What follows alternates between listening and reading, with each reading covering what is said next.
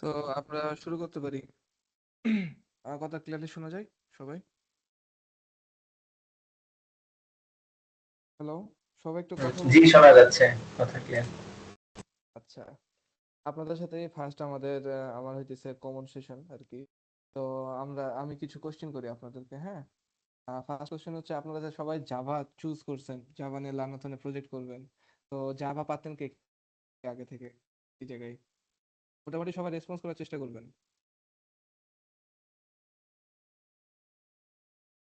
মানে বেসিকটা আর কি জানা ছিল, ওপি। ওপি বেসিক ভার্সিটি থেকে আমাদের জাভা শেখানো হয় সেভাবে? সেভাবে অবশ্য শেখানো হয় না। তো পাইথন সি প্লাস প্লাস এগুলাই করাই। তো দুইজন পাওয়া গেছে আগে থেকে জাভা শিখছে। যাক, জি, ভালো। জাভা জানা ছিল আগে থেকে। আহ, মোটামুটি কয়েকটা প্রজেক্টও করা হয়েছে। আর হচ্ছে স্প্রিং বুটে ওয়েব অ্যাপও বানানো হয়েছে আগে। যাক, ভালো।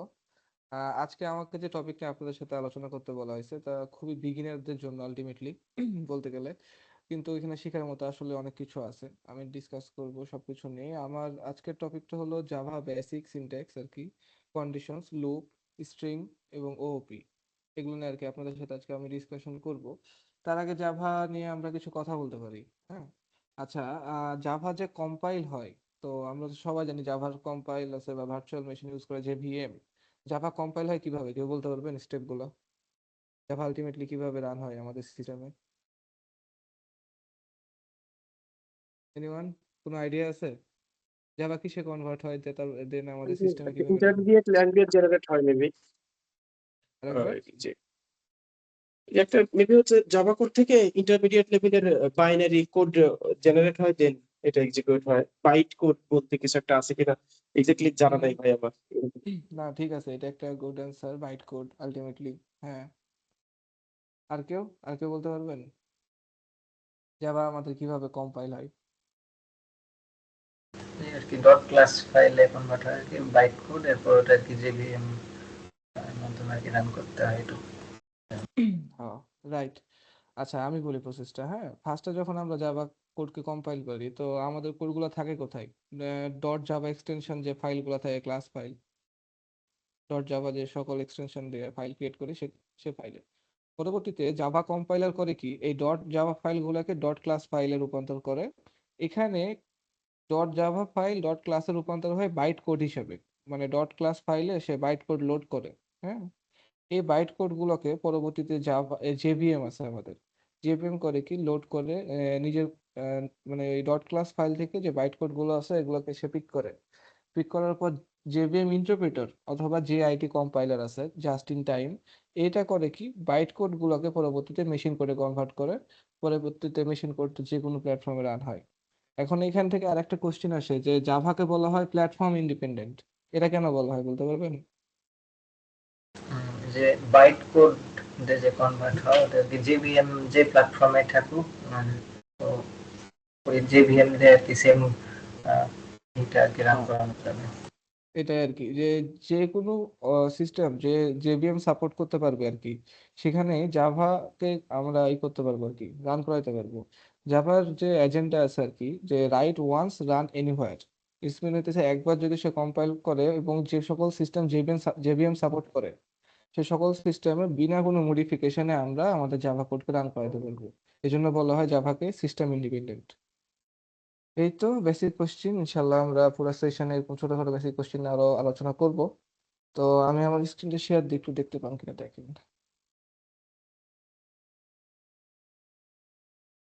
শেয়ার দেখা যায়? জি, দেখা যাচ্ছে। আচ্ছা, খুব বেসিক জিনিস নিয়ে যেহেতু কথা বলবো, সো বোরিং হওয়ার কিছু নাই, হ্যাঁ। আমরা মিডিল মিডিলে কোশ্চিন করবো, কারোর মনে যদি কোনো কোশ্চিন জাগে অবশ্যই কোশ্চিন অ্যান্সার দিব এবং ইন্টারেস্টিং জিনিসপাতি জানার চেষ্টা করবো আর কি। সো ফার্স্টে কি আমরা যদি জাভা বেসিক নিয়ে কথা বলি, যেহেতু এটা আমার টপিক, পড়াইতেই হবে। তো জাভা বেসিক যদি বলি, ফার্স্টে আসি আমরা ভ্যারিয়েবল এবং ডেটা টাইপে। হুম, জাভাতেও normally C C plus plus আমরা যা শিখে আসছি সেরকমই ভ্যারিয়েবল আছে, integer, double, character, string, boolean, এই ধরনের ক্যারেক্টার ভ্যারিয়েবল এবং তাদের ভ্যালুগুলো আমরা নর্মালি ভাবে অ্যাসাইন করে থাকি, দেখতে পাইতেছেন স্ক্রিনে আর কি। আচ্ছা, ভ্যারিয়েবল লেখার কিছু কনভেনশন আছে, এই কনভেনশন গুলো আপনারা জানেন? এখানে দেখেন আপনার আমরা ইন্টিজার এজ লিখছি, স্যালারি, গ্রেড, নেম, ধরেন এখানে দিছি, আন্ডারস্কোর দিছি। তো এই ধরনের ভ্যারিয়েবল লেখা যায়, বাট কিছু কনভেনশন ফলো না করলে ভ্যারিয়েবল ডিক্লেয়ার করা সম্ভব না। এগুলো জানেন কিনা জানি না, বাট দেখায়। যেমন ধরেন ইন্টিজার আমি 7 দিয়ে একটা ভ্যারিয়েবল লিখতে চাইতেছি, যেটা মান দিতে চাইতেছি 0। এখানে কিন্তু 7 নিবে না, কারণ কখনো ভ্যারিয়েবলের আগে আমাদের নিউমেরিক কিছু থাকা যাবে না, প্লাস আপনার এখানে কোনো স্পেশাল ক্যারেক্টার আমরা দিতে পারবো না। এই আর কি স্বাভাবিক সাধারণ একটা কনভেনশন আর কি, জাভাতে কিভাবে ভ্যারিয়েবল ডিক্লেয়ার করে। এই আর কি। দেন আমরা যদি পড়ি তাহলে সেটা হচ্ছে অ্যাক্সেস মডিফায়ার। আচ্ছা, আমি বলার আগে কেউ একজন বলুন তো অ্যাক্সেস মডিফায়ার কয়টা জাভাই, যে কেউ? স্যার চারটা, তিনটা ভাই ভাই, চারটা। চারটা ডিফল্ট সহ চারটা। 4টা, হ্যাঁ। কি কি বলেন? ডিফল্ট আছে, প্রাইভেট আছে, পাবলিক আছে, প্রোটেক্টেড। হ্যাঁ, ডিফল্ট, প্রাইভেট, পাবলিক, প্রোটেক্টেড। আচ্ছা, 4 রকম যে অ্যাক্সেস মডিফায়ার, 4 রকম অ্যাক্সেস মডিফায়ার, তো 4 রকম আর কি বৈশিষ্ট্য আছে, তাই না? এগুলো নিয়ে জি যদি ভাই। আমরা একটু আলোচনা করি তাহলে আসেন আমরা দেখি এক একজনের বৈশিষ্ট্য কি। ফার্স্টে আসে আমরা পাবলিকে।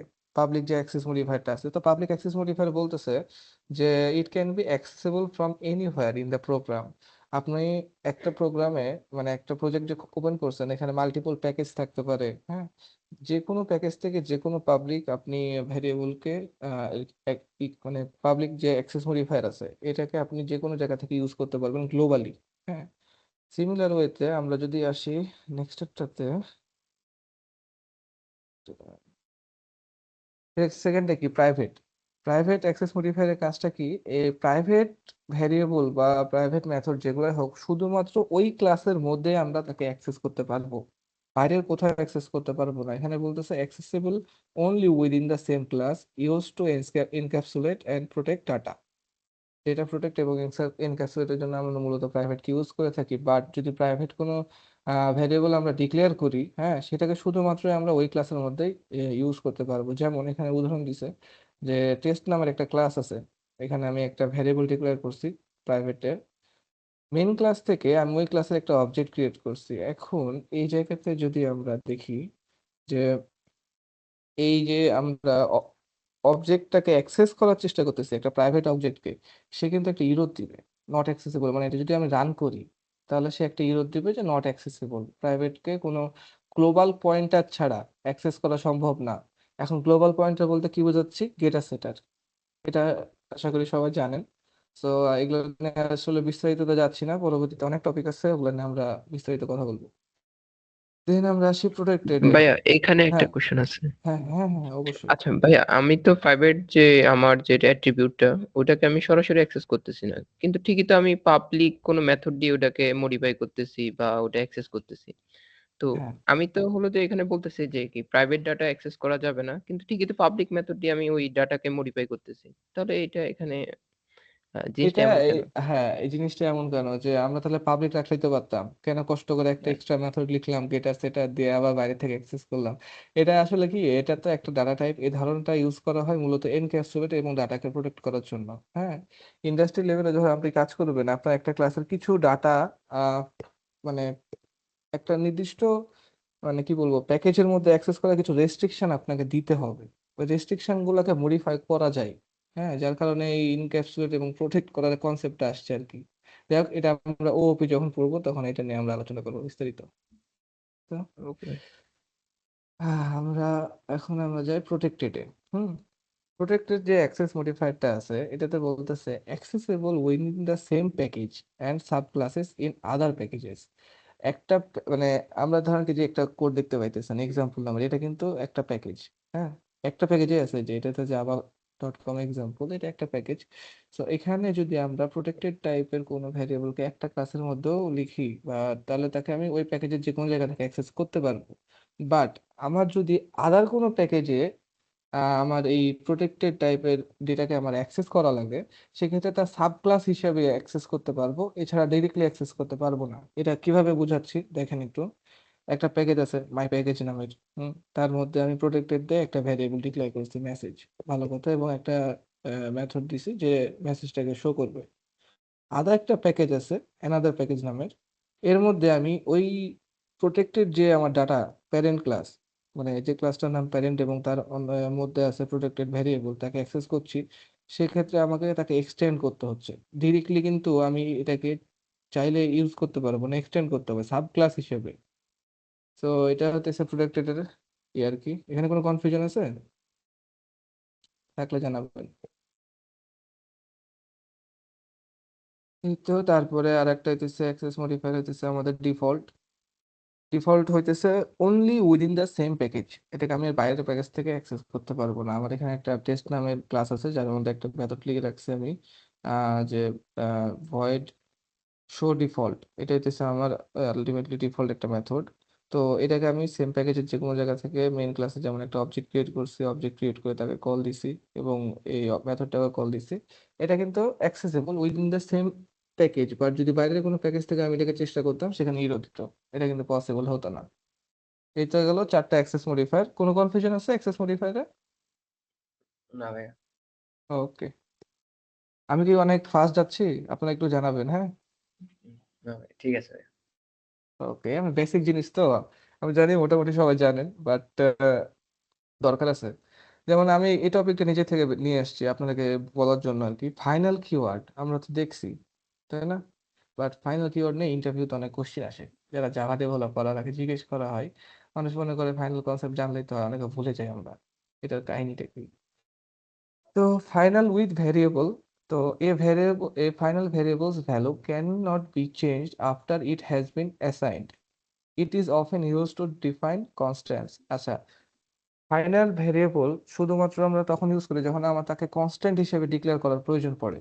হ্যাঁ, এখন আপনারা জিজ্ঞেস করতে পারেন তাহলে স্ট্যাটিকের কি দোষ? স্ট্যাটিক যদি লিখতাম যে পাবলিক স্ট্যাটিক স্ট্রিং একটা ভেরিয়েবল, কিন্তু এখানে ফাইনাল ভেরিয়েবল একমাত্র কনস্ট্যান্ট হিসেবে কাজ করে, স্ট্যাটিক ভেরিয়েবল কনস্ট্যান্ট হিসেবে থাকে না, তার ভ্যালু চেঞ্জ করলে সে চেঞ্জ হয়ে যায়। হ্যাঁ, ওটার কনসেপ্টে আসবো আমরা ইনশাল্লাহ। তো এটা আর কি, ফাইনাল ভেরিয়েবল একবার যদি অ্যাসাইন করেন ভ্যালু, সেটা আর পরবর্তীতে চেঞ্জ হবে না, এটা ট্রিট হয় একটা টি হিসেবে, কনস্ট্যান্ট হিসেবে আর কি। ডিক্লেয়ারিং এ কনস্ট্যান্ট, এবং এখানে একটা জাস্ট খালি প্রিন্ট করছি। বাট এখানে একটা জিনিস দেখেন, যখন আমি এটা ভ্যালু চেঞ্জ করতে যাব, এটা ভ্যালু যখন চেঞ্জ করতে যাবে, এটা ইরর দিছে can not assign a value to final variable. একটা ফাইনাল ভেরিয়েবল কখনো আর একটা ভ্যালু অ্যাসাইন করা যাবে না, এটা কনস্ট্যান্ট হিসেবে অলরেডি ডিক্লেয়ার্ড। আচ্ছা, আমরা নেক্সটে যাই।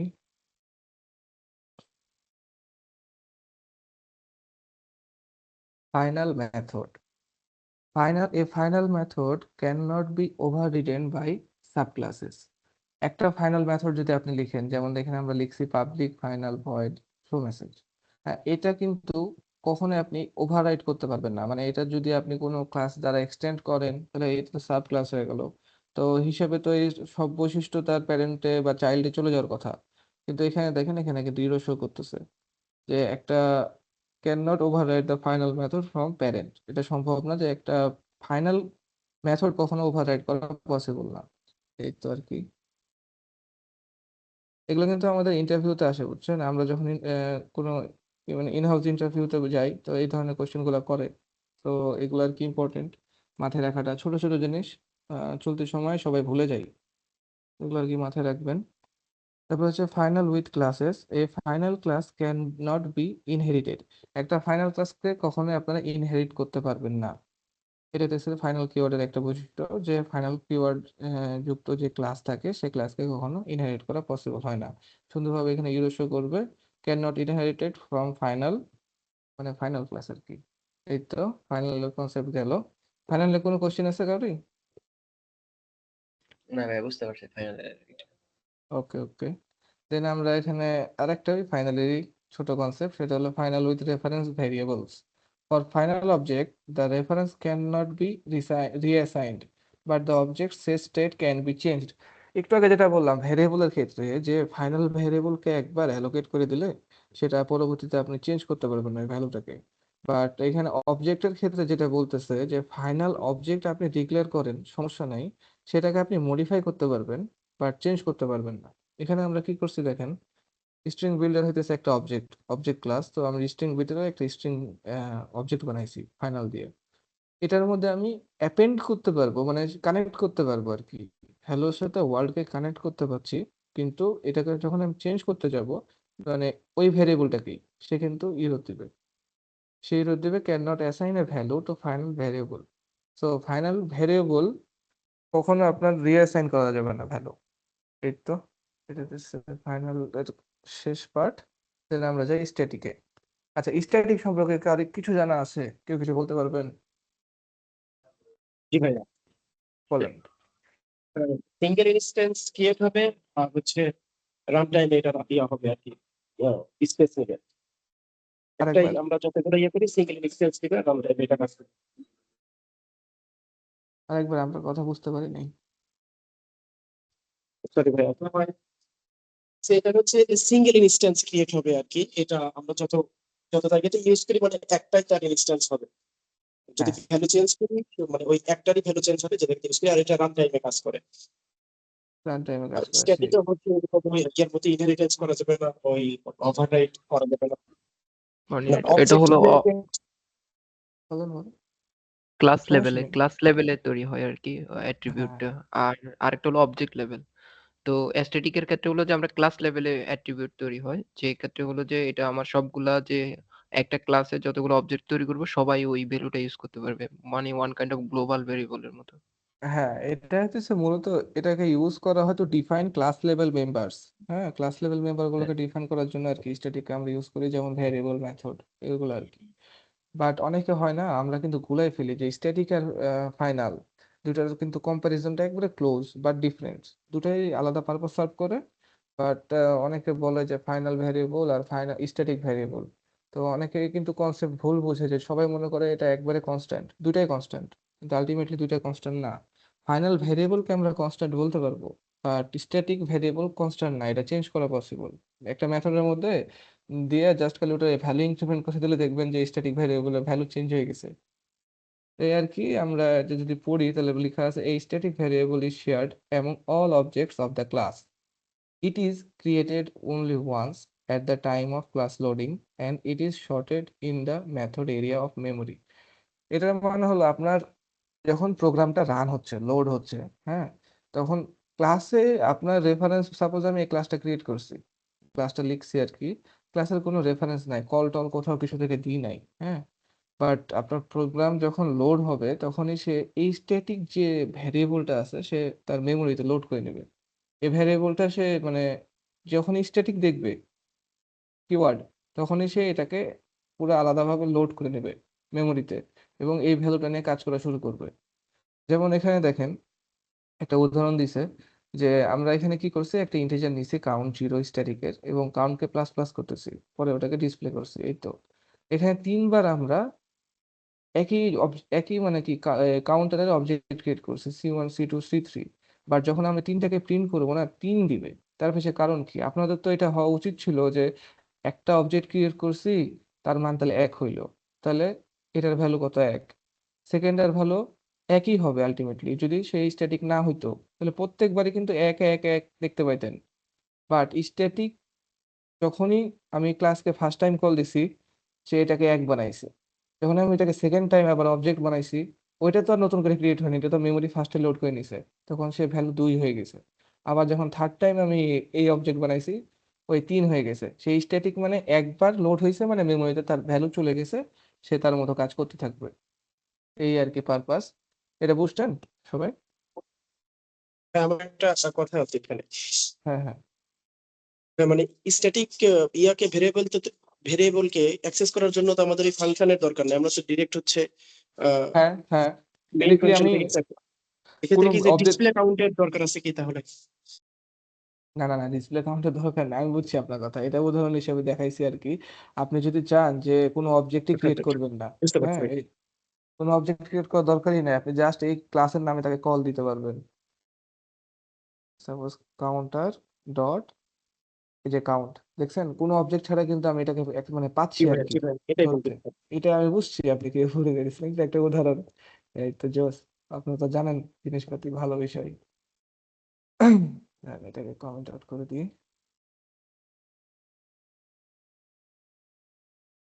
তারপরে আমরা আসি স্ট্যাটিক মেথডে।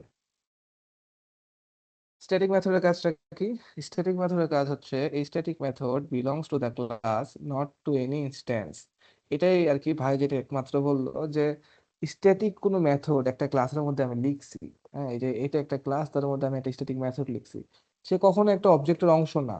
আমি যত অবজেক্ট ক্রিয়েট করি বা নাই করি, তাকে আমি ক্লাসের নাম দিয়ে যখন তখন মানে ডাক দিতে পারবো, কল দিতে পারবো, কোনো অবজেক্ট ক্রিয়েশন ছাড়াই। যেমন এখানে আমরা করছি কি, মেন ক্লাসে দেখেন ওই ক্লাসেরই একটা মেথডকে ডাইরেক্টলি আমরা কল দিছি উইদাউট ক্রিয়েটিং অবজেক্ট। এটাই হইতেছে স্ট্যাটিক মেথডের একটা বৈশিষ্ট্য, যে সে ক্লাসের অবজেক্ট না, সে হইতেছে static method can not be, আচ্ছা, it can be call directly using the class name. Class নেমটা আমরা ডাইরেক্টলি কল দিতে পারবো। এখানে আরেকটা ইয়ে আছে যে static method can not access non static members directly. It's mean আপনি এই যে একটা স্ট্যাটিক মেথড লিখছেন, এর ভিতরে আরেকটা আপনি নন স্ট্যাটিক কোনো মেথডকে কল দেন, হ্যাঁ, সে কিন্তু ইরো শো করবে। আর যদি কোনো স্ট্যাটিক মেথডকে কল দেন, সেক্ষেত্রে একসেপ্ট করবে। এটাই আর কি এখানে বলা আছে। এই তো আমাদের জাভার বেসিক কনসেপ্ট এইটুকু করাই ছিল আমার কাছে আপনাদেরকে বলার মতো। এবার আমরা নেক্সট স্টেপে যাই। কোনো কোশ্চেন আছে এই কটার মধ্যে? সরি। ভাইয়া ও যে হ্যাঁ, কনস্ট্যান্ট আর স্ট্যাটিক, ওখানে যে পার্থক্যটা আপনি তুলে ধরতে চাইছেন ওইটা আমি একটু বুঝি নাই, এটা একটু আবার বলবেন? আচ্ছা আচ্ছা আচ্ছা আচ্ছা। এখানে যেটা বলতেছি যে কনস্ট্যান্ট আর স্ট্যাটিকের যে পার্থক্য, আমি ফাইনাল যে কিওয়ার্ডটা আছে আমাদের, হ্যাঁ, এই ফাইনাল কিওয়ার্ড দিয়ে যদি কোনো ভ্যারিয়েবল ডিক্লেয়ার করি, সেটা হবে কনস্ট্যান্ট ডিক্লেয়ার করা, যেটা আমরা সি প্লাস প্লাসে ডাইরেক্ট কনস্ট লিখে পেয়ে যাই। হ্যাঁ, সেটা হইতেছে জি। এখানে ফাইনাল কিওয়ার্ড, কনস্ট্যান্ট যে কাজটা আর কি। আর স্ট্যাটিক কিন্তু কনস্ট্যান্ট ভ্যারিয়েবল না, সে পরিবর্তন হতে পারে, চেঞ্জ হতে পারে। তার পরবর্তীতে যদি আমি একটা উদাহরণ দিই, এখানে কিন্তু আমরা অনেক টাইমে কি লিখে জানেন, পাবলিক ফাইনাল স্ট্যাটিক,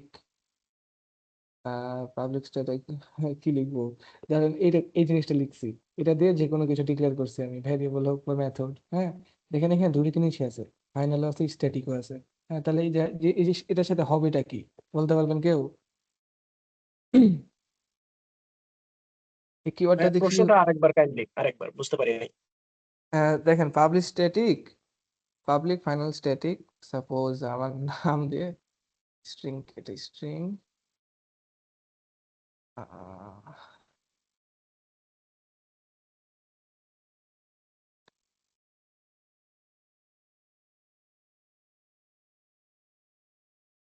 আচ্ছা, এই যে একটা আমি এই লিখছি, ভেরিয়েবল লিখছি, ভেরিয়েবলের আগে কি দিছি দেখেন, পাবলিক ফাইনাল স্ট্যাটিক স্ট্রিং।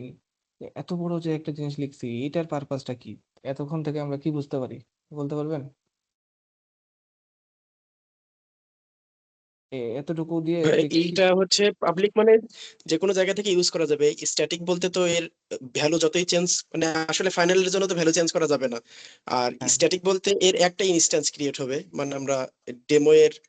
হ্যাঁ, এখানে না এটা জিনিসটা পুরোটা কম্বাইন্ড হয়ে গেছে দেখেন। জি জি স্ট্যাটিকের যে বৈশিষ্ট্যটা ছিল, স্ট্যাটিকের বৈশিষ্ট্য হলো সে ক্লাসের কোনো ইনস্ট্যান্স না, এটা একটা বৈশিষ্ট্য ধরলাম, হ্যাঁ। তারপর ফাইনালের যে বৈশিষ্ট্যগুলো আছে, final variable can not be, final method or variable can not be override, অথবা ফাইনাল ক্লাস থাকলে সেটাকে আমি ইনহেরিট করতে পারবো না, সকল বৈশিষ্ট্য কিন্তু সে পেয়ে যাবে এই একটা ভেরিয়েবল।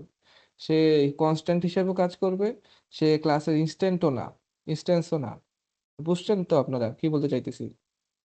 সে ফাইনালে যে বৈশিষ্ট্য আছে সেটাও পাবে, এই ভ্যারিয়েবলটা স্ট্যাটিকের যে বৈশিষ্ট্য আছে সেটাও পাবে, ডেমো ভ্যারিয়েবল। সো আমরা অনেক টাইম এটা লিখি ফাইনাল স্ট্যাটিক যখন প্রয়োজন পড়ে আর কি। এটা বুঝছেন আপনারা?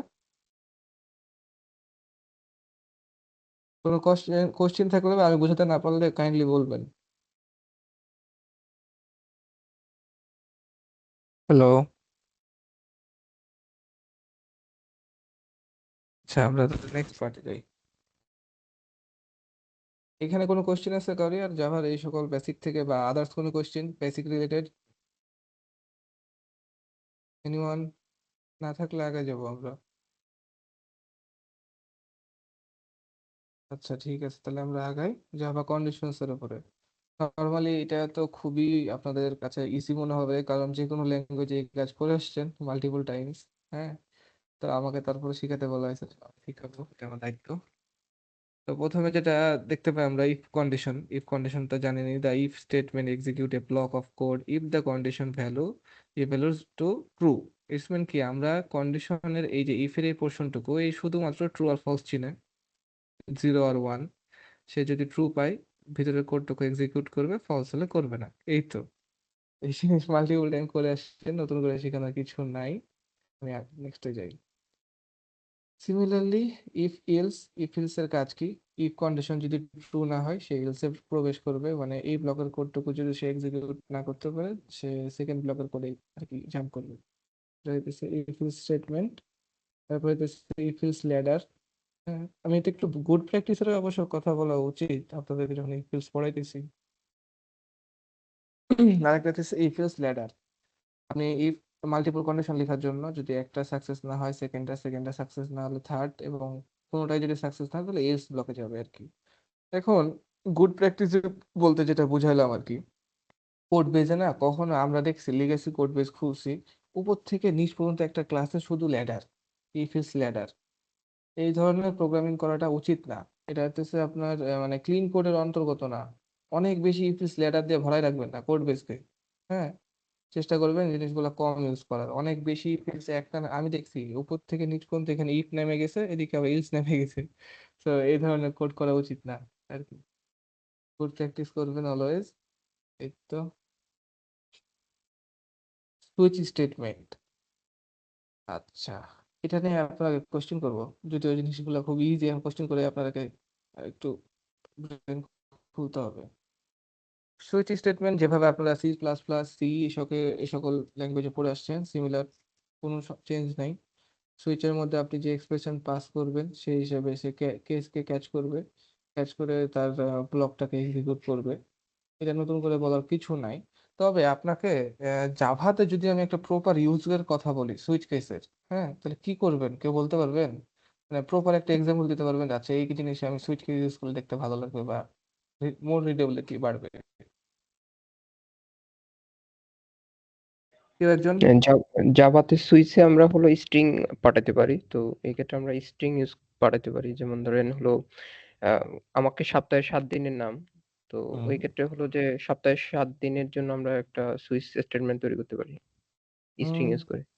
হুম, এটাও গুড, এটাও সুন্দর। আচ্ছা, আমি একটা উদাহরণ দিই। সাপোজ আপনারা যে প্রজেক্ট বানাইতেছেন, এই প্রজেক্টে আপনাদের কোনো না কোনো ভাবে পেমেন্ট করার অপশন আছে।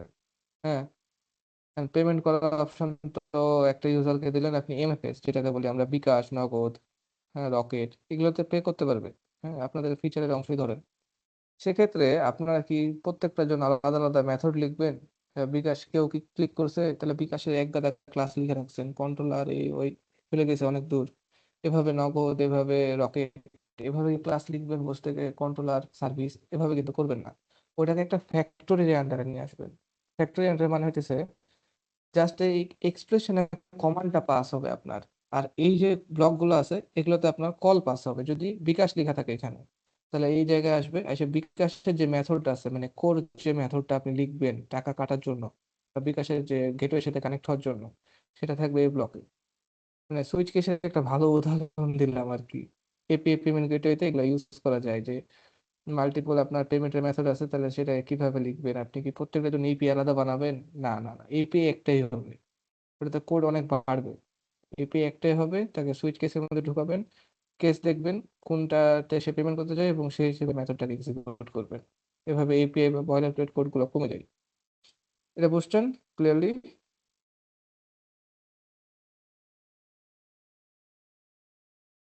আচ্ছা, তারপরে তো আমরা আসি নর্মালি টার্নারি অপারেটরে। তো এখানে টার্নারি অপারেটরটা আমরা সবাই ইউজ করছি সি, সি প্লাস প্লাসে যেভাবে, এখানেও সেম। কিছুই না, জাস্ট খালি একটা কন্ডিশন আপনি ইউজ করছেন ব্র্যাকেটের ভিতরে, এখানে কোশ্চেন মার্ক দিবেন, তারপরে দিতেছে এটা ইলস, এটা ইফ। যদি এটা ট্রু হয় তাহলে ইফে ঢুকবে, আর যদি এটা ফলস হয় তাহলে ইলসে ঢুকবে। এই তো হচ্ছে টার্নারি অপারেটর জাভাতে। এই তো গেল কন্ডিশনস এর উপর। চলুন, আপনাদের কাছে এক্সপেক্ট করছি এই কন্ডিশনের উপরে একজন একটা কোশ্চেন করেন। টাফ হইতে পারে, মানে আদার্স রিলেটেড হতে পারে, বাট কন্ডিশন রিলেটেড কিছু কোশ্চেন আছে আপনাদের কাছে? ভাইয়া ওই যে ড্যাংলিং এর কাজগুলো কেমনে হয়, যেমন ইফের ভিতর আবার ইফ হয়, তো তখন হলো যে আবার এলস থাকে। হ্যাঁ মানে একটা ইফ, তারপর আবার ইফ, তারপর আবার এলস। তো এখন হ্যাঁ, হলো যে কোন ইফটা কখন কল হয় আর কি। ওটা তো তুমি যেভাবে কন্ডিশন দিবা, সাপোজ তোমার ব্রেনে তো কিছু একটা আছে তাই না, যে তুমি যদি লিপ ইয়ারও ক্যালকুলেট করে রাখছো সে সি প্লাস প্লাস বা সিতে লিপ ইয়ারের যে প্রবলেম দিত আমাদের, হ্যাঁ ওটা তো কিন্তু এরকম থাকতো না, ইফ যদি এটা ট্রু হয় তাহলে এখানে আমি গেলাম। তার মধ্যে আমার মনে হচ্ছে না আর একটা কন্ডিশন দরকার, ইফ যদি আচ্ছা ইউজারের অ্যাকাউন্টে এত টাকা আছে, এটা যদি প্রপার টাকা হয় তাহলে কাটবো, তাহলে কাটবো না। আচ্ছা, তারপরে মাথায় আসলো না আরেকটা ভাই, ওই বিষয়। যে ফার্স্টে ইপে যেটা সেকেন্ড প্যাকেট দিচ্ছেন ওটা দিন, না দিলে। কোনটা এটা? হ্যাঁ, এটা না দিলে এটার পরবর্তী ইমিডিয়েটটা এক্সিকিউট হবে, তারপরে পরবর্তীতে তুমি যাই লিখো না কেন সেটার এক্সিকিউট হবে না, মানে জাস্ট নিচের লাইনটা এক্সিকিউট হবে। সাপোজ ইফ যাই দিচ্ছ দাও, সমস্যা নেই। If এটা এখানে জাস্ট একটা লাইন এক্সিকিউট হবে। এখানে এটা একটা নিচে ইফ এলস যদি দেওয়া হয়। এখানে আবার ইফ এলস, এটা মনে হয় হ্যাঁ, ক্যালকুলেট ইফের নট তারপর একটা নট এলস। দাঁড়াও দিয়ে দেখি সমস্যা কি, টেস্ট করবো আমরা, কোনোভাবে তো দেখিনি এলস। না, আপনি কোশ্চেন করতে বলতে নিতেন, আমার মাথায় এটা আসছে এই জন্য। না না না, খারাপ কিছু না তো, ভালো জিনিস। তবে কোডের ছোটখাটো জিনিস আমরা কিন্তু সিনট্যাক্স ভুলে যাই, দেখো আমাদের তো কোড করার কনভেনশন একটা ফলো করি, সব মাথায় থাকে না। কি দেখে এখানে আনএক্সপেক্টেড টোকেন কেন? সাপোজ আমি এখানে একটা কন্ডিশন লিখবো, ইন্টিজার এক্স ইকুয়াল 0, সেটা কি বলে? আনএক্সপেক্টেড টোকেন না, সেই চাইতেছে, সে কিছু একটা চাইতেছে তার ব্র্যাকেটের ব্লকের মধ্যে। সাপোজ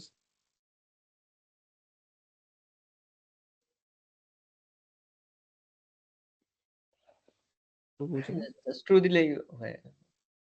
ট্রু দিলে তো চলবে, দেওয়া লাগবে। চলবে এটা না, কাজ ছোট করবে? হাতের ছোট হাতের ছোট হাতে? আচ্ছা, তারপর তো হচ্ছে না। তারপরে কি বলতেছে আনএক্সপেক্টেড টোকেন কেন বলবে? আমরা মেবি কন্ডিশন দিতে হবে ভাই, কন্ডিশন ছাড়া হবে না মেবি। হ্যাঁ না, এমন তো কথাটা ট্রু তো ট্রুই, সে এটা না বুঝলে তো ওয়ান বুঝবে। না, এখানে হলো যে ওই ইকুইভ্যালেন্ট অপারেটর দিতে হয়, মানে শুধুমাত্র একটা ইউনারি অপারেটর নেয় না মনে হয় ইফে। উম, যেটা বলতেছো সেটা কি হয় বলো তো, দেখি তাও ট্রাই এটা সি করে। প্লাস প্লাসে হয় যে ইফের ভিতরে আমি ওয়ান দিয়ে দিতে পারি বা।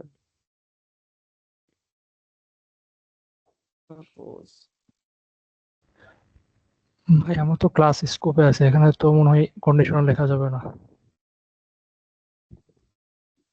আচ্ছা, আমরা মেইনের ভিতরে ও নাই। আচ্ছা, কোড গেছে ব্রেন দেখছো আমার, আমি ভাবিও নি এটা। Yes. আচ্ছা, সুইচ স্টেটমেন্ট আমরা পড়লাম, টার্নারি অপারেটর পড়লাম, আমাদের এটা শেষ। আমরা লুপে গেলাম, জাভা লুপ। আচ্ছা, সিমিলারলি ফর লুপ লেখার ওয়ে যেটা আমরা নর্মালি শিখে আসছি যে কোনো ল্যাঙ্গুয়েজে, সেটা হলো ফার্স্ট ইনিশিয়ালাইজেশন, তারপরে কন্ডিশন চেক করবে, দেন ওটাকে ইনক্রিমেন্টালি আপডেট করবে বা ডিক্রিমেন্টে যাবে আর কি। এই তো এটা নর্মালি, এটা সেখানে তেমন কিছু নাই। জাভা লুপ এটা গেল। দেন আমরা হোয়াইল লুপও দেখতে পাই জাভাতে, সিমিলার ওয়েতে হোয়াইলের মধ্যে কন্ডিশন দিবে, দেন যে কোডটুকু লিখবো সেটা এক্সিকিউট করবে। এই তো ডু হোয়াইল, সিমিলারলি যেভাবে আমরা কাজ করে আসছি সি সি প্লাস প্লাসে, কন্ডিশনের উপর বেস করে ডু এর মধ্যে কোড এক্সিকিউট করবে। এই তো এখন আমি যেটুকু মানে আর কি দেখাইতে চাইতেছিলাম সেটা হলো এটুকু লুপের মধ্যে। নর্মালি এটা তো আমরা জানি যে আমরা কি করতাম, সি সি প্লাস প্লাস এটা ইউজ করতাম, তাই না? বাট একটা কোশ্চেন, ভালো কোশ্চেন, সেটা হলো জাভা ইটারেটর সাপোর্ট করে না করে না? অ্যান্সার দাও যে কেউ।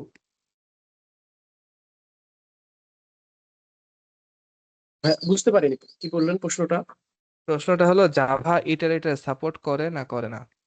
ইটারেটর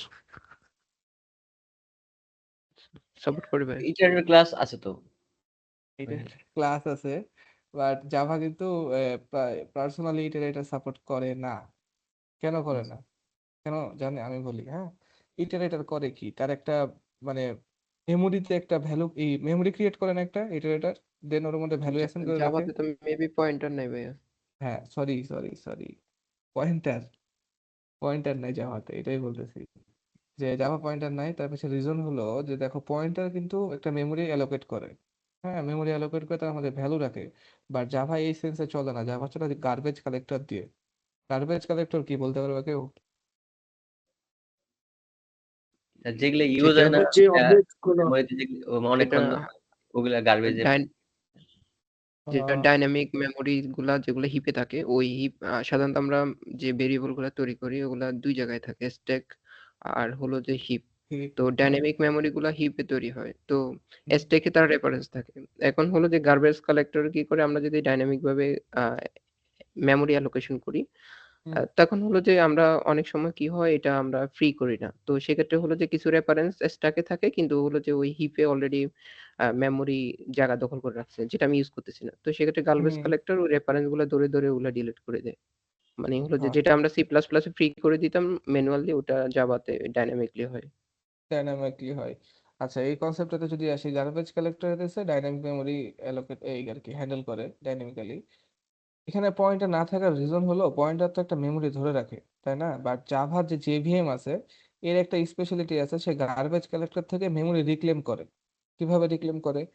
সাপোজ অনেক আগে আমার মানে প্রজেক্ট রান অবস্থায় অনেক শুরুতে আমি একটা অবজেক্ট ক্রিয়েট করেছি, বাট এখন ওই অবজেক্টের কোনো ইউজড নাই। আমার জেভিএম দেখতেছে যে, বা গার্বেজ কালেক্টর দেখতেছে এই অবজেক্টটা অনেক ওল্ড হয়ে গেছে, তাকে তার কোনো রেফারেন্স নাই আর। সো তখন সে করে কি, ও অবজেক্টটাকে ডিস্ট্রয় করে দেয়, ডিস্ট্রয় করে তার স্পেসটাকে রিক্লেম করে। এই জন্য জাভাতে কোনো পয়েন্টার রাখা হয়নি, যে আমি যদি পয়েন্টার রাখি তো সে তো একটা মেমোরি খাবে, তাকে রিক্লেম করার জন্য আবার নতুন করে ইনস্ট্রাকশন দেওয়া লাগবে যে আমার এই পয়েন্টার থেকে মেমোরিটা ফাঁকা করো।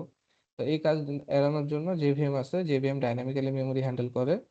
তো এই আর কি, এই কনসেপ্ট গুলো একটা পড়বা, মজার জিনিস। যেটা নিয়ে কাজ করতেছে তার কোর কনসেপ্ট গুলো জানা খুব ভালো জিনিস, হ্যাঁ, ওগুলো আর কি শিখে রাখবেন। এই তো, এটা গেল হইতেছে আমাদের একটা লুপের সিস্টেম, কিভাবে আমরা লুপ কি করতে পারি, ইউজ করতে পারি। আচ্ছা, একটা জিনিস আমি বেশি লিখছি ইচ্ছা করে, যে নর্মালি তো লুপ টুপ আমরা সবাই লিখতেই পারি। লুপ লেখা প্রথম জিনিস আমাদের লাইফে শিখা আর কি বলতে গেলে। কিন্তু জাভাতে আমরা ফাংশনাল ওয়েতে কোড লিখতে পারি, যেটাকে বলি ল্যাম্বডা এক্সপ্রেশন। হ্যাঁ, ল্যাম্বডা এক্সপ্রেশন আমি জানি অনেক সব ল্যাঙ্গুয়েজে ইউজ করা যায়, বাট আমার কাছে মনে হয় যে যখন কোড করতেছেন একটু প্রফেশনাল ওয়েতে করেন, বুঝে করেন। যে একটু প্রফেশনাল ওয়ে বলতে দেখেন, এটা একটা লিস্ট, নাম্বারস অফ লিস্ট। এটার মধ্যে আমি একটা লুপ চালাইছি, কিছুই না, জাস্ট নাম্বারগুলো প্রিন্ট করছি, বাট ল্যাম্বডা এক্সপ্রেশনের মাধ্যমে। ল্যাম্বডা এক্সপ্রেশনে কিভাবে কোড লিখে দেখেন, নাম্বারস এর উপর আমি একটা লুপ চালাইছি, নাম হইতেছে ফর ইচ। নাম্বারটাই হইতেছে তার ইনস্ট্যান্স, যেটা আলটিমেটলি ইটারেট হচ্ছে একের পর এক, এক এক এক করে বাড়তেছে, আর কি সেটাকে প্রিন্ট করতেছে। এটাকে বলে ল্যাম্বডা এক্সপ্রেশনে লেখা। হুম, এই তো। তো লুপ নিয়ে কারি কোনো কোশ্চেন আছে? ল্যাম্বডা এক্সপ্রেশন পারেন কেউ? ভাই ল্যামডা এক্সপ্রেশনে কি কোড লেখা উচিত? আহ দুইটা জিনিস এখানে। হ্যাঁ, আপনার কথাটা সত্য যে ল্যাম্বডা এক্সপ্রেশনে কোড লেখা একদিক থেকে উচিত না, কারণ রিডেবিলিটি হারাই যায়। আপনার কোড আপনি করে গেছেন, আরেকজন আসছে, হ্যাঁ, আসে আপনাকে বলতেছে যে ভাই আমার বিজনেসটা বোঝানো, যে ভাই কোড তো লিখে আছে দেখেন। অনেক বেশি ল্যাম্বডা এক্সপ্রেশন লিখলে না কোড বোঝা যায় না সহজে, রিডেবিলিটি কমে যায়। ক্লিন কোড করা উচিত, ভেঙে ভেঙে। সেক্ষেত্রে ঠিক নাই, কিন্তু কিছু কিছু ক্ষেত্রে শর্ট আপনি কালেকশনের উপরে লুপ চালাতে চান, হ্যাঁ, তো সেক্ষেত্রে তো আপনার ল্যাম্বডা এক্সপ্রেশন সুন্দর আমার মতে। কালেকশন আছে, সাপোজ আপনি স্ট্রিম এপিআই দিয়ে লুপ চালাবেন, সেক্ষেত্রে স্ট্রিমে যখন আপনি চালাবেন সেক্ষেত্রে আমার কাছে মনে হয় যে ল্যাম্বডা এক্সপ্রেশন লেখা বেটার।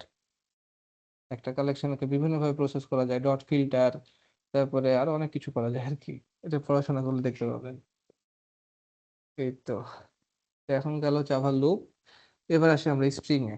স্ট্রিং দেখতে যতটা ছোট মনে হয়, স্ট্রিং কিন্তু কোনো মানে ল্যাঙ্গুয়েজের জন্য মনে হয় আমার মনে হয় যে ছোট, কারণ আমি যতটুকু শিখতে গেছি সিতে, স্ট্রিং শিখতে যে আমি বুঝছি ঠেলা, আমার যথেষ্ট ডিফিকাল্ট মনে হয়তো সিতে স্ট্রিং। আর জাভাতে স্ট্রিং হইতেছে একটা ক্লাস। স্ট্রিং নামের একটা ক্লাস আছে যেটাকে আমরা নর্মালি ইউজ করি। তো জাভাতে স্ট্রিং যদি শিখতে যাই, ফার্স্টে আসি আমরা স্ট্রিং কিভাবে ক্রিয়েট করে। হ্যাঁ, নর্মালি কিছু না, এটাতে আপনি স্ট্রিং লিখবেন, লিখার একটা ভ্যারিয়েবলের নাম দিবেন, তারপর যেটা অ্যাসাইন করবেন সেটা হচ্ছে স্ট্রিং এর ভ্যালু। এখন সিমিলার ওয়েতে আপনি এটা না করে ডাইরেক্ট নিউ স্ট্রিং, মানে স্ট্রিং তো বললাম একটা ক্লাস, তো এটা অবজেক্ট ক্রিয়েট করা পসিবল। তো নিউ স্ট্রিং দিয়ে আমি তার একটা অবজেক্ট ক্রিয়েট করতে পারি আর কি। এটা গেল string creation in Java. String এর উপর যে কমন অপারেশন গুলো আমরা জাভাতে করি, যেগুলো আমরা C C plus plus STL দিয়ে করতে পারতাম, এসটিএল ছাড়া অনেক কাজ করা যেত। সেটা হচ্ছে দেখেন, ফার্স্টে আমরা লেন চেক করতে পারি, যে কোনো জিনিসের, যেভাবে ডট লেন দিয়ে চেক করে।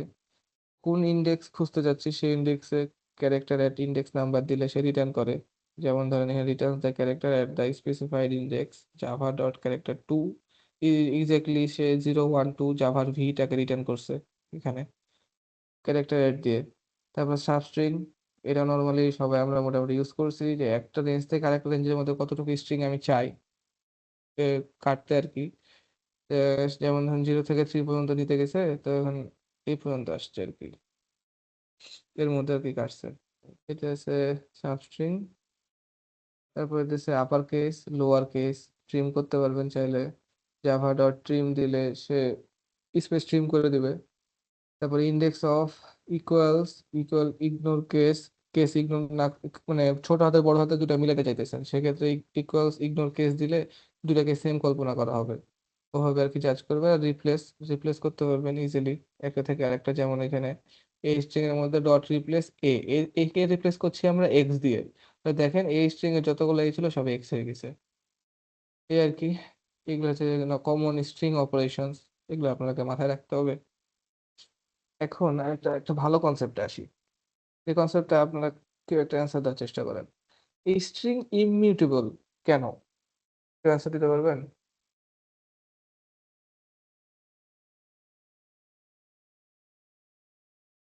এনিওয়ান? আচ্ছা, এটা অ্যান্সার আমি দিই।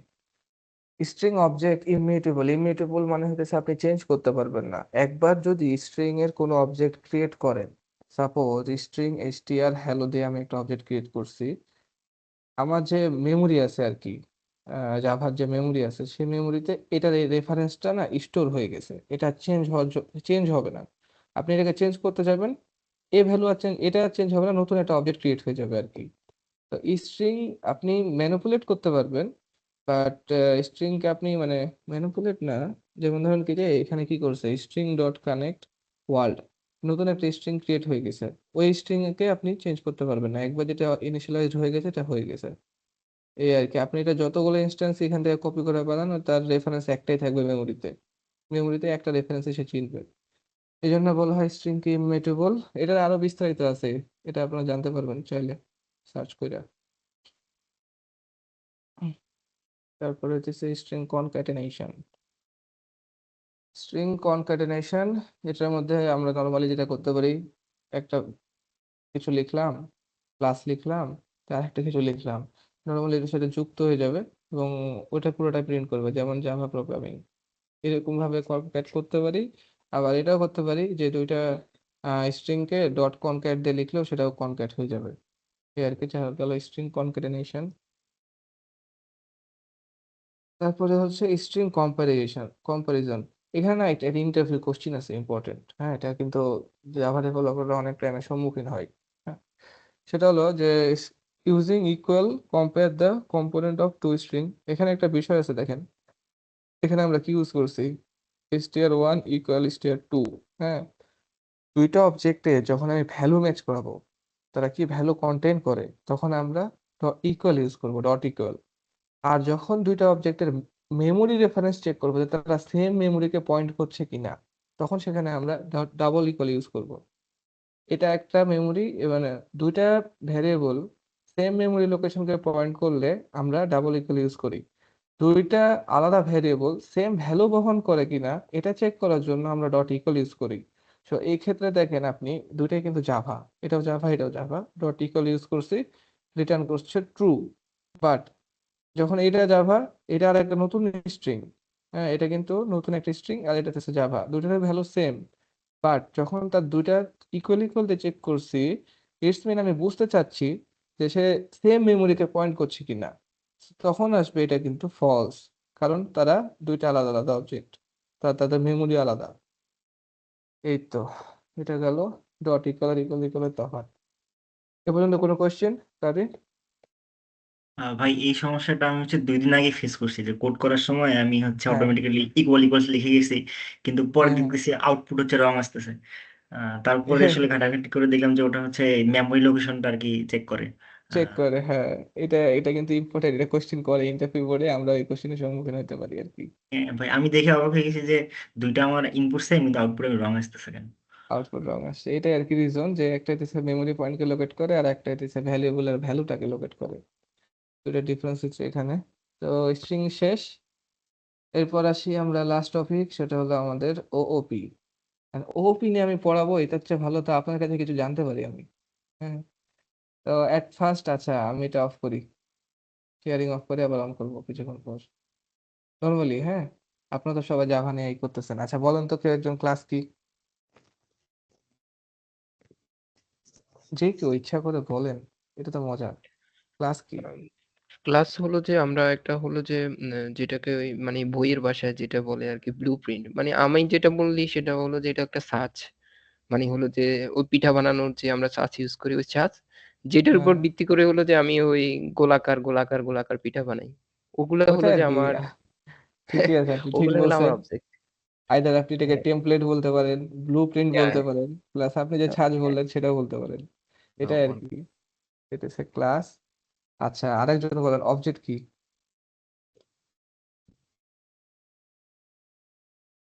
অবজেক্ট কি এটা তো বলতে পারতে হবে। জি, সেই ছাঁচ বা টেমপ্লেটে তৈরি করা আর কি একটা মেমোরি লোকেশন, মানে ওই হ্যাঁ এটা বলতে পারেন, বা আমরা যেটা বলে থাকি যে instance of A class. Object হচ্ছে ইনস্ট্যান্স অফ এ ক্লাস, বা আপনি যেটা বললেন যে একটা ছাঁচ বা একটা টেমপ্লেটের ধরন।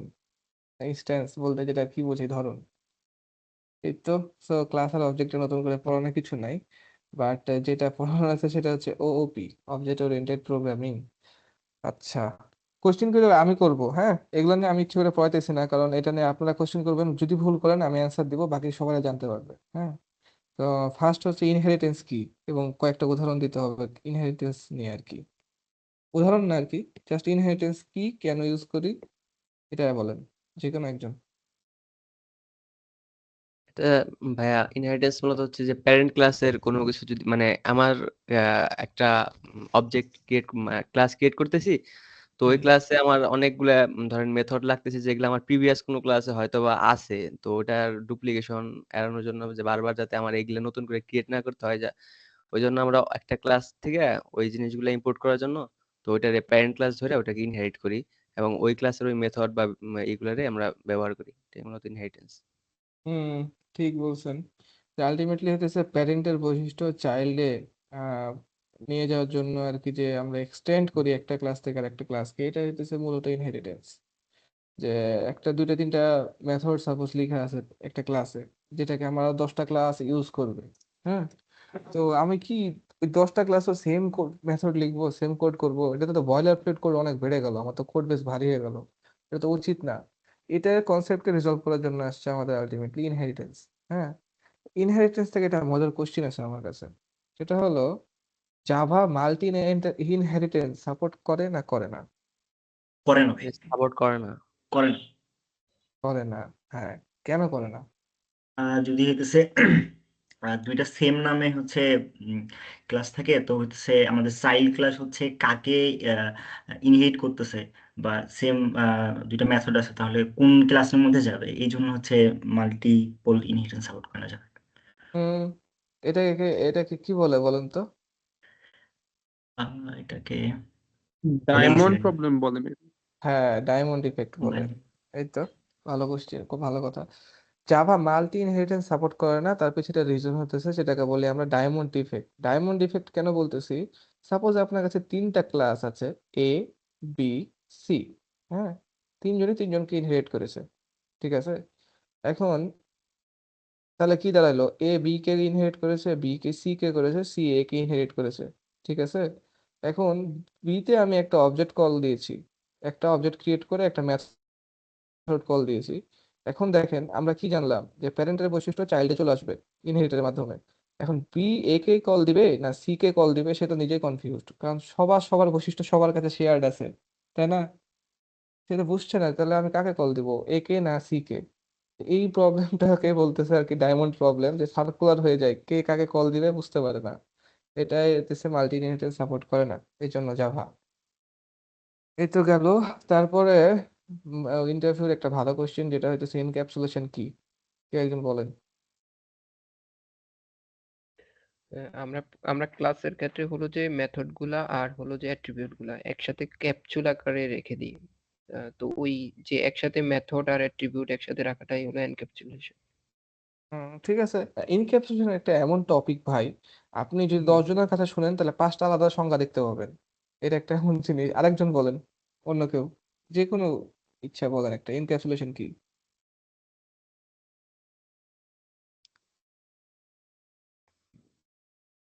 ভাই এনক্যাপসুলেশন এটা তো মূলত ভাই মেবি অ্যাক্সেস মডিফায়ার সাথে মানে রিলেটেড, যে ওইগুলা হ্যাঁ ইউজ করে। ঠিক আছে, আপনি বলতেই পারেন যে আপনি প্রাইভেট ইউজ করে প্রোডাক্ট ইউজ করে এটাকে হুম, এনক্যাপসুলেট করবেন। হ্যাঁ, হুম। বাট এনক্যাপসুলেশন কি আসলে আলটিমেটলি কেন করা হয়, এটা এর কি আপনার কাছে ব্রিফ নলেজ আছে? যদি সহজ ভাষায় বলতে চান কি বলবেন? আচ্ছা আমি বলি তাহলে। আমি যদি সহজ ভাষায় বলেন, আমি যদি বলতে বলেন চাই বলেন। তাহলে বলবো যে ডট যে অপারেটরটা আছে সেটাকে আমি এনক্যাপসুলেশন বলবো। কোনটা? মানে যে ডট ক্লাস নেম দিয়ে অবজেক্ট ডট গেট, এই যে সেটার গেটার।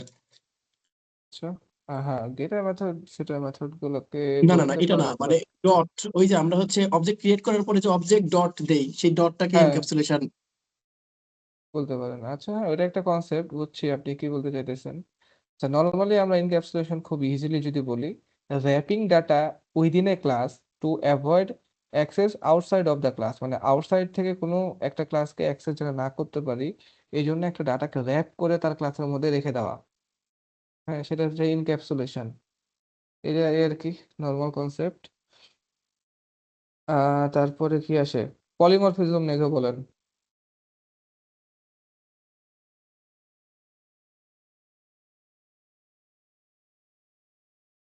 যে বেনিফট যে পলিমরফিজম একটা স্যার কোড এখানে হচ্ছে। মেথড ওভারলোডিং বা মেথড ওভাররাইডিং, এই জিনিসগুলো পলিমরফিজমের সাথে সম্পর্কিত।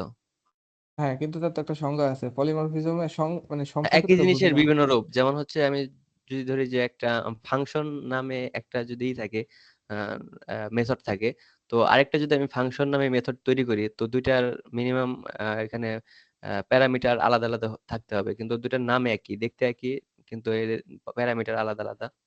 তো ওটা হচ্ছে মূলত পলিমরফিজম, হুম যে দেখতে ঠিক একই আছে। কিন্তু এটার ইগুলো আলাদা থাকবে। পলিমরফিজমের যদি সংজ্ঞা বলি তাহলে এটা হচ্ছে it's allow method to act like differently behave on the based on the object call. Object কলের উপর বেস করে একটা মেথডকে বিভিন্ন ভাবে আপনি মানে মেথড গুলাকে বিভিন্ন রূপ দিতে পারবেন। হ্যাঁ, যেমন আপনি বললেন আর কি, ওভার রাইডিং আর ওভারলোডিং। ওভার রাইডিং কি আর ওভারলোডিং কি বলেন? ভাই যেটা বললো সেটা হচ্ছে ওভারলোডিং, মানে হচ্ছে কিছু একটা চেঞ্জ থাকবে, হয় রিটার্ন টাইপ বা প্যারামিটার অথবা কিছু একটা চেঞ্জ থাকবে। আর হুম, ও- তাহলে ওভার রাইডিং কি? মানে ওভার রাইডিং হচ্ছে সেম হইতে হবে, মানে একদমই এক্সাক্ট। আমার হচ্ছে ওভার প্যারেন্ট ক্লাসেও একটা ফাংশন আছে দুইটা প্যারামিটার সহ, যে নামও ছিল যে রিটার্ন টাইপ ছিল।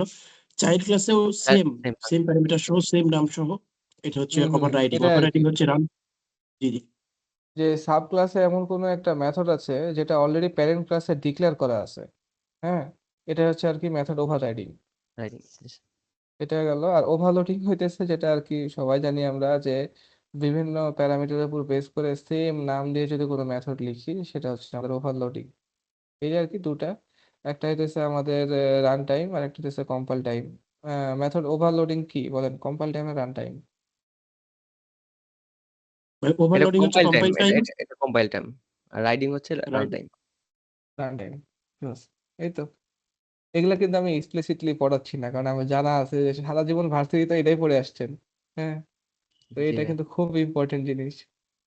আচ্ছা গেল, এবার হইতেছে একটা কোশ্চিন করি, অ্যাবস্ট্রাকশন কি?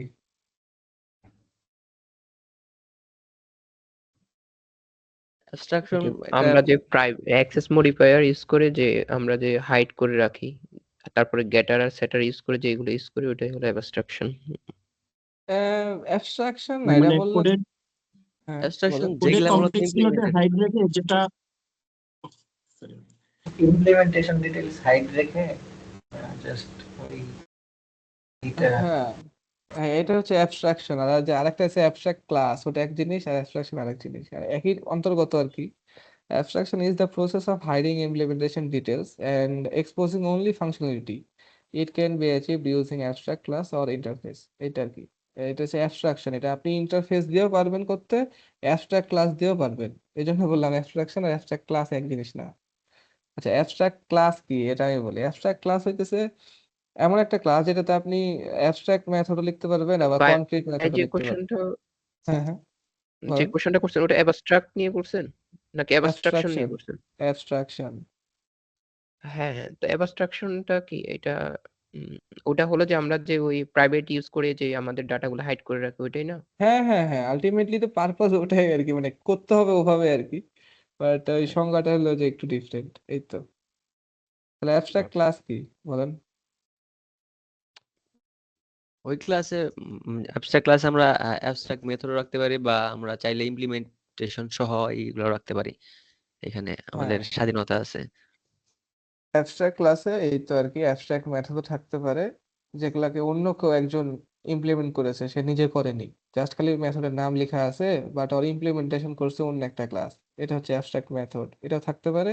আবার কনক্রিট মেথড, মানে পুরো ইমপ্লিমেন্টেশনটা ওই ক্লাসেই লিখে ফেলেছি অ্যাবস্ট্রাক্ট ক্লাসে, এটাও থাকতে পারে। এই দুই ধরনের ক্লাস জিনিস মিলে আর কি অ্যাবস্ট্রাক্ট ক্লাস তৈরি করা সম্ভব। তাহলে বলতে গেলে ইন্টারফেস আর অ্যাবস্ট্রাক্ট ক্লাসের মধ্যে আবার কিন্তু এটা গন্ডগোল আছে। হ্যাঁ বললেন, কি কি বলছিলেন? ইন্টারফেস অ্যাবস্ট্রাক্ট ক্লাসে তো আমি হলো যে কনক্রিট না রেখেও সবগুলাই তো অ্যাবস্ট্রাক্ট রাখতে পারি মেথড, তাই না ভাইয়া? হ্যাঁ, সবগুলো রাখতে তাহলে পারেন, কোনো হলো যে সমস্যা নেই। আমার ইন্টারফেস কেন লাগতেছে ভাই? এটা যদি একটু ক্লিয়ার 100% করতেন। অ্যাবস্ট্রাকশন করা আর ইন্টারফেস করা মেবি একই জিনিস।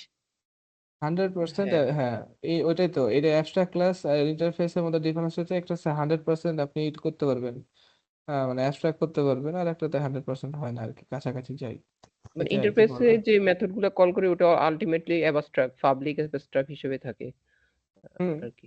আচ্ছা, তাহলে ওই সেন্সে যদি আপনি চিন্তা করেন যে ঠিক আছে, দুটাতেই তো আমার সেম পারপোজ সার্ভ করা সম্ভব, তো দুটো আলাদা কেন? আলাদা হুম, রাখার হচ্ছে একটাতে কনক্রিট মেথড লেখার একটা ওয়ে রাখছে, হ্যাঁ, আর একটাতে কনক্রিট মেথড লেখার ওয়ে ছিল না, ওটাও আসছে নতুন করে, আলটিমেটলি দুটো কাছাকাছি চলে আসছে। জাভা 8 এর পর আপনার ইন্টারফেসে কিন্তু এখন ডিফল্ট মেথড লেখা যায়, এটা কেউ জানেন? আগে ইন্টারফেসে কোনো লেখা যেত না, মেথড লেখা যেত না, জাস্ট খালি তার একটা সিগনেচার থাকতো। কিন্তু এখন জাভা 8 এর পর আবার ওটাতে আসছে, ডিফল্ট মেথড চাইলে আপনি দেখতে পারবেন। তো এক একজন এক এক ক্ষেত্রে ইউজ করে এই দুইটা ক্লাসকে। এই তো আপনারা নর্মালি আমরা কি করি দেখবেন, যে আমরা কেউ অ্যাবস্ট্রাক্ট ক্লাস লিখি না, সব ইন্টারফেস, তাই না? জি। তো আর কি আছে, এই তো আপনাদের তো সব কনসেপ্ট ক্লিয়ার, শেষ আজকে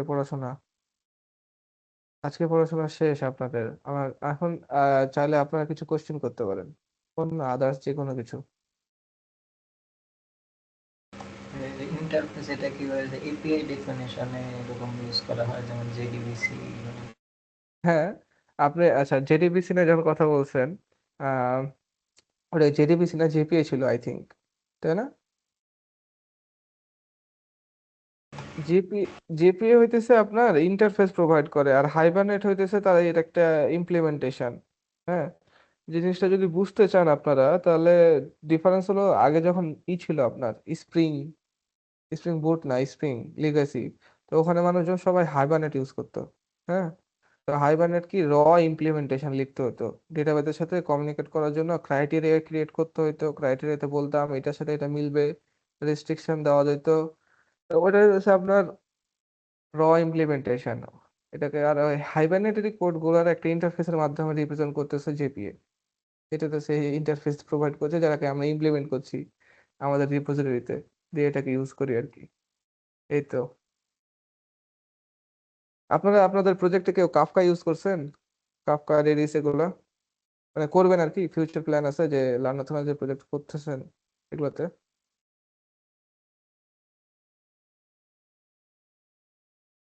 কেউ ইভেন্ট ইভেন্ট করতেছেন না?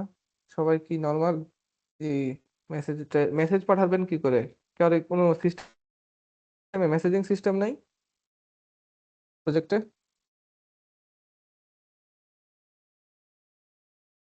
ভাইয়া ছিল, বাট ওয়েব সকেট আর র্যাবিট এমকিউ দিয়ে করার প্ল্যান ছিল, কাফকাতে যাওয়ার প্ল্যান ছিল না ভাইয়া। ঠিক আছে, যদি আপনি RabbitMQ ইউজ করেন তাহলে হোয়াই নট কাফকা? র্যাবিডিএমকিউ নিয়ে একটা আইডিয়া আছে, কাফকা নিয়ে আর কি আইডিয়া নাই, একটু টাইম দেয়া লাগবে আর কি, এই জন্য ও আর কি। আচ্ছা আচ্ছা, ঠিক আছে, ওই সেন্সে যদি হয় তাহলে ঠিক আছে, 4 মাসের মধ্যে কিছু তো একটা দেখাইতে হবে আপনাদেরকে, এটা আর কি। মোটামুটি সবার কাজ শুরু হয়ে গেছে না আপনাদের প্রজেক্টের?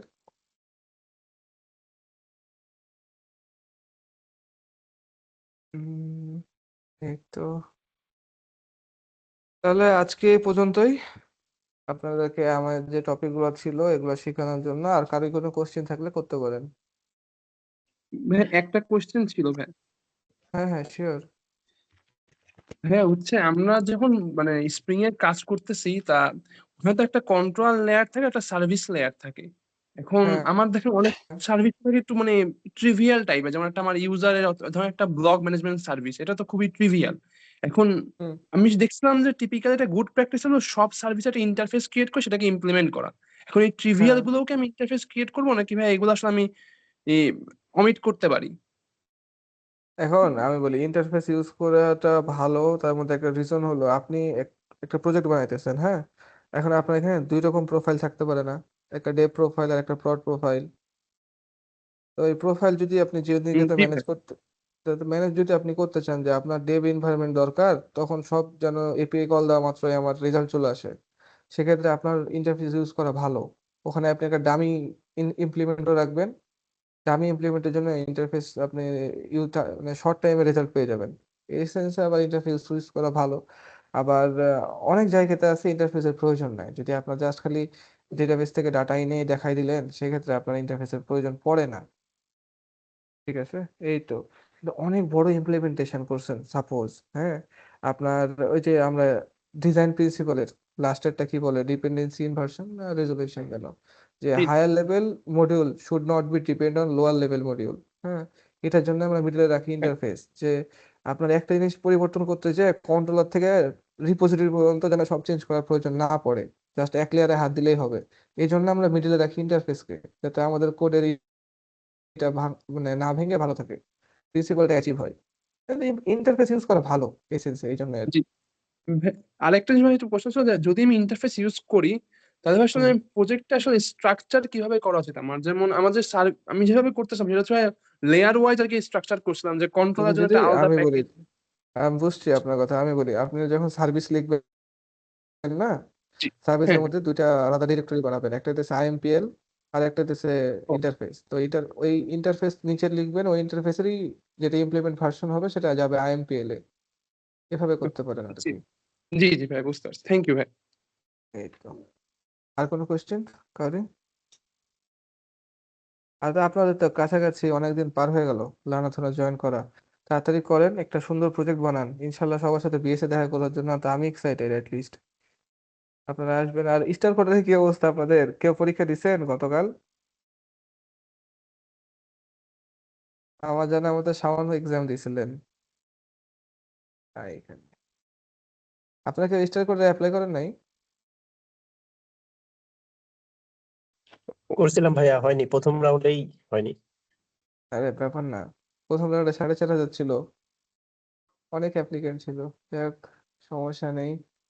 তো প্রজেক্টটা ভালো মতো দেখান, আপনাদের এখান থেকে আমাদেরকে কিন্তু বলা আছে যে আপনাদেরকে যেন আমরা রেফার করতে পারি, হ্যাঁ। তো আমি তো এখানে সবার মধ্যে পটেনশিয়াল দেখতে পারি, খালি কাজ করার এই ইচ্ছাটা নিজের মধ্যে থাকা উচিত, তাহলেই হবে। যাতে মোস্ট অফ দ্য পার্সন আপনার রেকমেন্ডেশনে আসতে পারেন ইনশাল্লাহ, সেই হিসেবে চেষ্টা করেন আর কি, এটাই আর কি। আর এই তো আজকের জন্য তাহলে, সবাইকে আল্লাহ হাফেজ, ভালো থাকবেন। ওকে ভাই, আসসালামু আলাইকুম। আসসালামু আলাইকুম ভাই। ওয়ালাইকুম আসসালাম।